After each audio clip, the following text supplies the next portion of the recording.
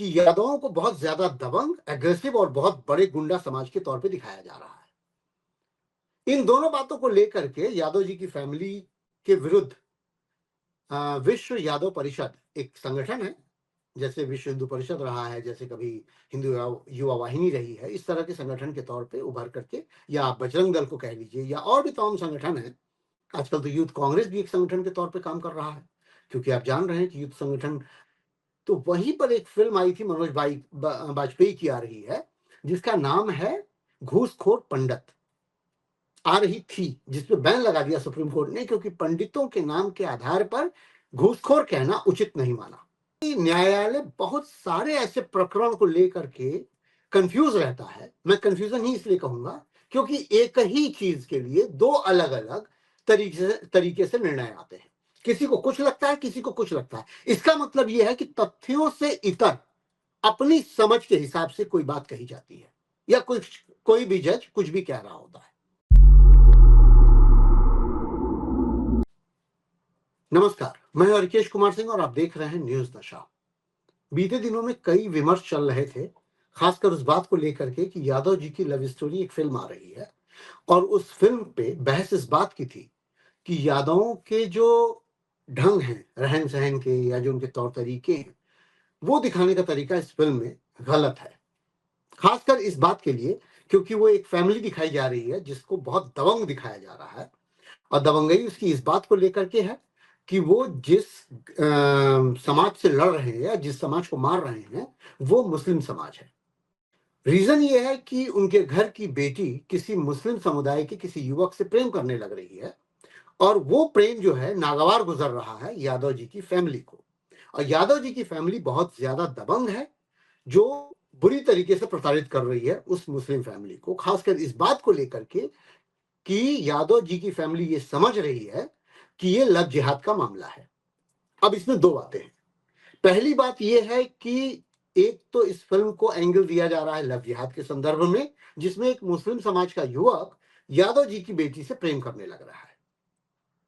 दूसरी समस्या यह है कि यादवों को बहुत ज्यादा दबंग, एग्रेसिव और बहुत बड़े गुंडा समाज के तौर पे दिखाया जा रहा है। इन दोनों बातों को लेकर के यादव जी की फैमिली के विरुद्ध विश्व यादव परिषद एक संगठन है, जैसे विश्व हिंदू परिषद रहा है, जैसे कभी हिंदू युवा वाहिनी रही है, इस तरह के संगठन के तौर पे उभर करके, या आप बजरंग दल को कह लीजिए, या और भी तमाम संगठन है। आजकल तो यूथ कांग्रेस भी एक संगठन के तौर पे काम कर रहा है, क्योंकि आप जान रहे हैं कि यूथ कांग्रेस को किस तरीके से घेरा गया है, और किस तरीके से उनके युवाओं को पकड़ के इसलिए विरुद्ध उनको कार्रवाई की गई उनके विरुद्ध कि वो जो है एक AI समिट के दौरान विरोध करते हुए नजर आए थे। तो ये चीजें हो रही हैं, सांगठनिक तौर पे ये चीजें होती हैं, विरोध होता है, लेकिन दबंग और गुंडे और बदमाश, जैसा कि हर जगह आप जानते हैं, हिंदू संगठन बहुत सारे मुस्लिमों के विरोध में रहते हैं, और उनको खाना बनाना, या उनके होटल पे अटैक करना, या उनके नामों को लेकर अटैक करना। और ये एक जगह नहीं हो रहा है, उत्तर प्रदेश के बहुतेरे इलाकों में हो रहा है, उत्तराखंड तक पहुंचा हुआ है। मैं बात कर रहा हूं यादव जी की लव स्टोरी पर। अब इस लव स्टोरी को लेकर के संगठन गया कोर्ट में कि भाई इसको रोका जाए। बहुत सारी बहसबाजी हुई, दलीलें हुई, तारीखें तय हुई, और चूंकि 26 फरवरी को उसको रिलीज होना था, तो पता नहीं आज रिलीज हुई या टला 27 कल होगा, कल रिलीज होगी। लेकिन मुद्दा इसी को लेकर के गरमाया, और यादव जी की लव स्टोरी को बैन कराने के लिए जो संगठन पहुंचा था, उसको सुप्रीम कोर्ट ने दो टूक सुना दिया कि अपना दिल बड़ा करिए, विचार बड़ा करिए, समझ बड़ी करिए, और हर बात को अपनी समाज पर लेकर के मत जी ले कि नहीं भाई हमारे समाज को नुकसान पहुंचाया जा रहा है। फिर इसमें दो बातें उभरती हैं। पहली बात यह होती है कि जितनी सहजता से सुप्रीम कोर्ट ने यह बात कह दी कि यादवों के मनोभाव को ठेस पहुंच रही है, इसको लेकर के कोई बात नहीं है, तो वहीं पर एक फिल्म आई थी मनोज भाई वाजपेयी की आ रही है, जिसका नाम है घूसखोर पंडित, आ रही थी, जिसपे बैन लगा दिया सुप्रीम कोर्ट ने, क्योंकि पंडितों के नाम के आधार पर घूसखोर कहना उचित नहीं माना। आपको याद होगा कि राहुल गांधी ने भी एक बार कहा था कि मोदी नाम के लोग चोर होते हैं, जिसमें राहुल ने मेहुल चोकसी से लेकर के और तमाम मोदी के जो ललित मोदी और नीरव मोदी, इन तमाम मोदी की लिस्ट को बताया था। उस पर भी सुप्रीम कोर्ट ने मानहानि का दावा स्वीकार किया था और राहुल को कोर्ट में जाना पड़ता है, अभी भी जाना पड़ता है राहुल गांधी को। तो कहने का मतलब ये कि सुप्रीम कोर्ट के पास डिस्क्रिशनरी पावर है, अपने विचार से या अपने समझ से डिस्क्रिशनरी पावर को यूज करते हुए किस तरीके के निर्णय ले सकती है। ये मूर्धन्य जजेस के लिए, ऐसा कहा जाता है, बुद्धिमान जजेस के लिए ये तय करना आसान होता है। लेकिन क्या ये सच में होता है? क्या ये सच में सही है? इस निर्णय पर अगर आप बात करेंगे तो आपको लगेगा कि न्यायालय बहुत सारे ऐसे प्रकरण को लेकर के कंफ्यूज रहता है। मैं कंफ्यूजन ही इसलिए कहूंगा क्योंकि एक ही चीज के लिए दो अलग अलग तरीके से निर्णय आते हैं। किसी को कुछ लगता है, किसी को कुछ लगता है। इसका मतलब यह है कि तथ्यों से इतर अपनी समझ के हिसाब से कोई बात कही जाती है, या कोई भी जज कुछ भी कह रहा होता है। और ये मैं सिर्फ लोअर कोर्ट की बात नहीं कर रहा हूं, lower court, high court, supreme court, सब स्तर पे आप देख सकते हैं। अभी आपने सुना होगा कि 32 आरोपियों को बरी कर दिया गया मुजफ्फरनगर दंगे कांड को लेकर के। इसका मतलब ये हुआ कि जिस समय वो पकड़े गए थे और जिनको उस समय सजा मिल रही थी, बरी होने से पहले वो घेरे जा रहे थे इस बात के लिए। और फिर तथ्य ये दिया जाता है कि उसमें सबूत नहीं है, उसमें कोई उदाहरण ऐसा मौजूद नहीं है जिससे वो आरोपी सिद्ध हो कि हाँ इन्होंने अपराध किया है। चलिए ये मान लिया, लेकिन यादव जी की लव स्टोरी में अगर आप तुलना करें घूसखोर पंडित की बात पर, तो आपको वहां पंडित दिखाई दे रहा है, यहां यादव नहीं दिखाई दे रहा है। एक समाज कह रहा है कि हमारे समाज को घूसखोर मत कहिए, और एक समाज कह रहा है कि हमारे समाज को गुंडा मत कहिए। गुंडा और घूसखोर में फिर भी मैं अंतर कर पाता हूं। मेरी समझ से घूसखोर ठीक है, समाज का हिस्सा है, आईना हो चुका है। भ्रष्टाचार अपने आप में बड़ा विषय बन चुका है। आप सोचिए जरा, इसी भ्रष्टाचार को लेकर के, घूसखोरी को लेकर के 8वीं की एनसीईआरटी की बुक में एक लाइन छपती है, और वो एनसीईआरटी बैन कर दी जाती है सिर्फ इसलिए क्योंकि उसमें न्यायालय में व्याप्त भ्रष्टाचार की बात कही गई है। लेकिन इसी एनसीईआरटी में बहुतेरी ऐसी बातें कही जा रही हैं या लिखी जा रही हैं, नए तरीके से इतिहास गढ़ने की कोशिश की जा रही है। उन सब बातों के इतर पता नहीं क्या बातें चल रही हैं कि supreme court, lower court, high court, किसी को कुछ नहीं दिखाई देता है। ये स्वतः संज्ञान के तौर पे ली गई बात है। मैं आपको ये भी बता दूं, जुडिशियल एक्टिविज्म की एक कथा हुई थी पीछे 20-25 साल पहले, और उसमें क्या था कि जजेस अपने आप से स्वतः संज्ञान लेकर के चीजें करते थे। इसको कहते थे न्यायिक सक्रियतावाद। इन बातों के संदर्भ में जब बातें आती थी तो ये उठ करके आया कि भाई न्यायालय अपने हिसाब से अगर कोई चीज देखता है तो वो संज्ञान ले सकता है। अब न्यायालय ने संज्ञान लिया, वो ये लिया कि भ्रष्टाचार न्यायालय में होता है, इस बात के विरुद्ध 8वीं कक्षा एनसीईआरटी में लिखा है, तो आप मत लिखिए।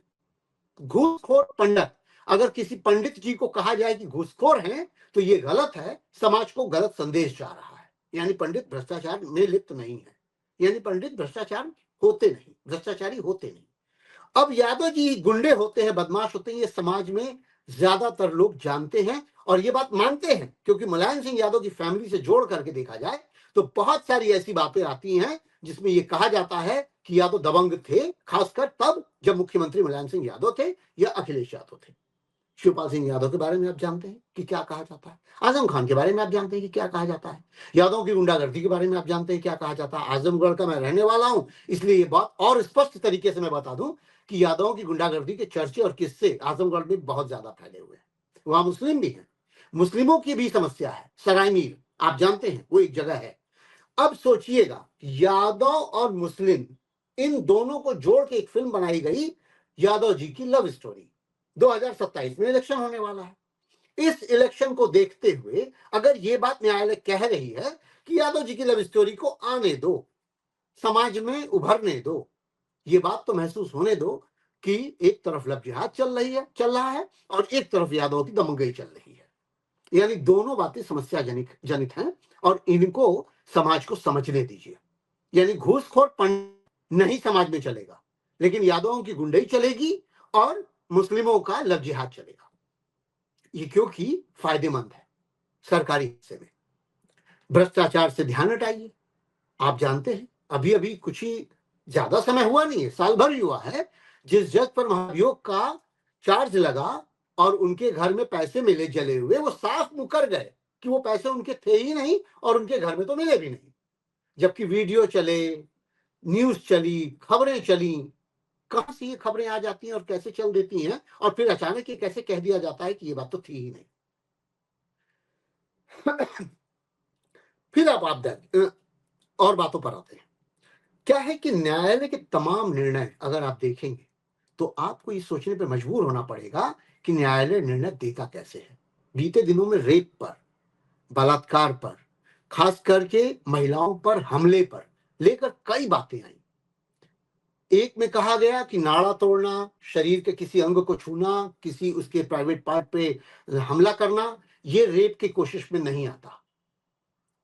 सर पीट ले, माथा थक जाए सोचने में इस बात को लेकर कि आखिर ये संभव कैसे है कि कोई व्यक्ति इस कदर कर दे, और वो भी नाबालिग बच्ची, उसके साथ ये दुर्व्यवहार हुआ हो और न्यायालय कह रहा हो कि नहीं, ये रेप की कोशिश नहीं थी। तो और रेप की कोशिश क्या होती है? रेप करने से पहले आप क्या करते हैं? किसी महिला को पकड़ के आप क्या करना चाहते हैं? उसके कपड़े फाड़ देना, उसके नाड़ा तोड़ देना या उसके शरीर के किसी अंग को छूना, कैसे आप सिद्ध करेंगे? कौन सी लाइन पर? तेजाब इसलिए मुझे याद आती है। तेजाब फिल्म में एक लाइन है कि जब अनिल कपूर के ऊपर चार्ज लगता है कि उसने हत्या कर दी, तो वो कहता है कि क्या मैं इन कोर्ट में ये वकील दलील दे रहा है कि तुम्हारी बहन के साथ बलात्कार तो नहीं हुआ, तुमने तो ये दिखाया नहीं कि बलात्कार हुआ। और आप हमसे जुड़े रहने के लिए सब्सक्राइब करें YouTube पर, फॉलो करें Twitter पर और लाइक करें Facebook पर। और ज्यादा जानकारी के लिए आपको टाइप करना होगा सिर्फ न्यूज नशा।